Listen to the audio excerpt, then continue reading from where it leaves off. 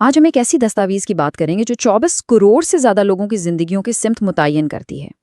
دیکھیے، یہ صرف کوئی کتاب نہیں ہے، یہ ایک ملک کا آپریٹنگ سسٹم ہے، ایک سماجی معاہدہ اور ایک نسل کا دوسری نسل سے کیا گیا ایک وعدہ ہے۔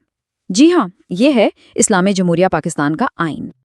آئین کا آغاز ہی اس گہرے بیان سے ہوتا ہے۔ یہ کوئی عام قانونی زبان نہیں ہے، بلکہ یہ ایک روحانی اور اخلاقی بنیاد رکھتی ہے۔ یہ کہتی ہے کہ تمام اختیارات، چاہے وہ صدر کے ہوں یا ایک عام شہری کے، وہ سب اللہ کی طرف سے ایک مقدس امانت ہے۔ یہ ایک بہت طاقتور خیال ہے جو حکمرانوں اور عوام دونوں کو جواب دہ ٹھہراتا ہے۔ تو اس مقدس امانت کو سمجھنے کے لیے آئیے اس پورے موضوع کو 5 حصوں میں دیکھتے ہیں۔ ہم شروعات کریں گے قوم کے بنیادی خاکے سے، پھر ان بنیادی حقوق پر نظر ڈالیں گے جو ہر شہری کو حاصل ہیں۔ اس کے بعد ہم ریاست کے لیے طے شدہ رہنما اصولوں کا جائزہ لیں گے، یہ جانیں گے کہ عوام کی آواز حکومت تک کیسے پہنچتی ہے، اور آخر میں یہ دیکھیں گے کہ اختیارات میں توازن رکھنے کے لیے یہ پورا نظام کیسے بنایا گیا ہے۔ تو سب سے پہلا سوال، یہ آئین آخر ہے کیا؟ یوں سمجھیں کہ یہ کسی بھی ملک کے لیے قوانین کی بنیادی کتاب ہے، بالکل ایک عمارت کے نقشے کی طرح۔ یہ حکومت کی ساخت طے کرتا ہے، اس کے اختیارات کی حدیں مقرر کرتا ہے، اور سب سے اہم بات یہ کہ یہ ہر شہری کے بنیادی حقوق اور آزادیوں کے ضمانت دیتا ہے۔ چلیں اب بات کرتے ہیں آئین کے اس حصے کی جو اس کا دل ہے، یعنی وہ وعدے جو ریاست نے براہ راست ہر فرد سے کیے ہیں۔ یہ صرف حکومت کے لیے اصول نہیں، یہ ہر شہری کے حقوق ہیں۔ سب سے بنیادی حق سے شروع کرتے ہیں۔ آرٹیکل 9 زندگی اور آزادی کے تحفظ کی ضمانت دیتا ہے۔ اس کا مطلب یہ ہے کہ ریاست کسی کو بھی صرف شک کی بنیاد پر غیر معینہ مدت کے لیے قید نہیں کر سکتی۔ اسے قانون کے طے شدہ عمل پر سختی سے عمل کرنا ہوگا، اور یہی تو قانون کی حکمرانی ہے۔ اور اگر کسی پر کوئی الزام لگ جائے تو پھر کیا ہوگا؟ یہاں آرٹیکل 10A ایک بہت اہم تحفظ فراہم کرتا ہے، یعنی منصفانہ سماعت کا حق۔ اس کا مطلب ہے کہ ملزم کو اپنے خلاف ثبوت دیکھنے کا، وکیل کرنے کا اور ایک غیر جانبدار جج کے سامنے اپنا کیس پیش کرنے کا پورا موقع ملنا چاہیے۔ یہ انصاف کی بنیاد ہے۔ ایک جمہوری معاشرے میں یہ بہت ضروری ہے کہ لوگوں کو اکٹھے ہونے اور منظم ہونے کی آزادی ہو۔ آرٹیکل 17 اسی بات کی ضمانت دیتا ہے، جس کے تحت شہری انجمنیں، یونینز اور یہاں تک کہ سیاسی جماعتیں بھی بنا سکتے ہیں۔ اور یہ تو بس چند مثالیں ہیں۔ آئین اس سے بھی کہیں آگے جا کر شہریوں کو تحفظ فراہم کرتا ہے۔ جیسا کہ یہاں دیکھا جا سکتا ہے، یہ قانون کے سامنے سب کو برابر قرار دیتا ہے، غلامی جیسی غیر انسانی چیزوں پر پابندی لگاتا ہے، اور محنت سے کمائی گئی جائیداد کی حفاظت کرتا ہے۔ یہ سب مل کر ہی تو ایک محفوظ اور منصفانہ معاشرے کی بنیاد بنتے ہیں۔ تو آئین شہریوں کو حقوق تو دیتا ہے، لیکن ساتھ ہی ریاست کے لیے بھی کچھ اہداف مقرر کرتا ہے۔ آئیے ان رہنما اصولوں پر ایک نظر ڈالتے ہیں۔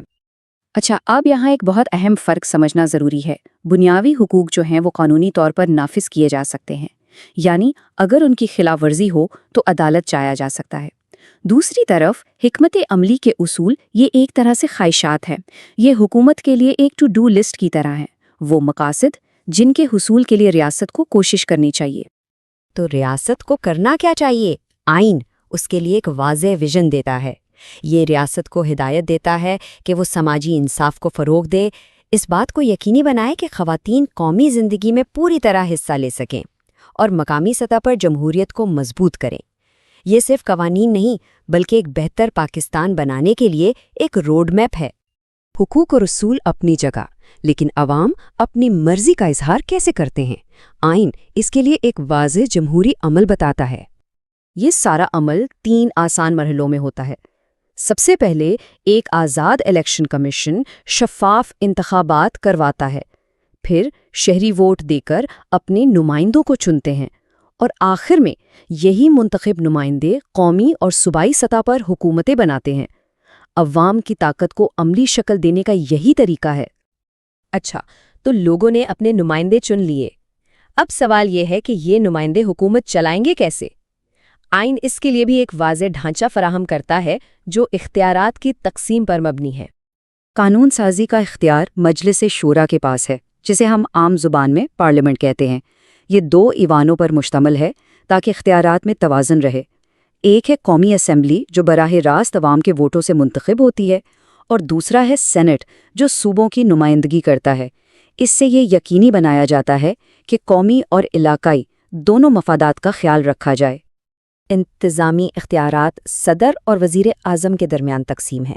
صدر کو آپ ایک علامتی سربراہ سمجھ سکتے ہیں جو ریاست کی نمائندگی کرتا ہے، لیکن اصل انتظامی طاقت وزیر اعظم کے پاس ہوتی ہے، جو حکومت چلاتا ہے اور قومی اسمبلی کو جواب دہ ہوتا ہے۔ وزیر اعظم اور ان کی کابینہ ہی وہ روزمرہ کے فیصلے کرتے ہیں جن سے ملک چلتا ہے۔ اور آخر میں ہم وہیں واپس آ جاتے ہیں جہاں سے بات شروع ہوئی تھی۔ پاکستان کا آئین صرف ایک قانونی دستاویز نہیں ہے، بلکہ یہ اس بنیادی وعدے کی مسلسل یاد دہانی ہے جس کا ذکر دیباچے میں کیا گیا تھا کہ اقتدار عوام کی طرف سے سونپی گئی ایک مقدس امانت ہے۔ یہ حقوق، اصولوں اور ڈھانچوں کا ایک خاکہ ہے جو اسی امانت کی حفاظت کے لیے بنایا گیا ہے، لیکن آخر میں ایک آئین تو صرف کاغذ پر لکھے الفاظ ہی ہوتے ہیں۔ اصل سوال یہ ہے کہ ہر نسل اس بنیادی وعدے کو آج کیسے زندہ رکھ رہی ہے۔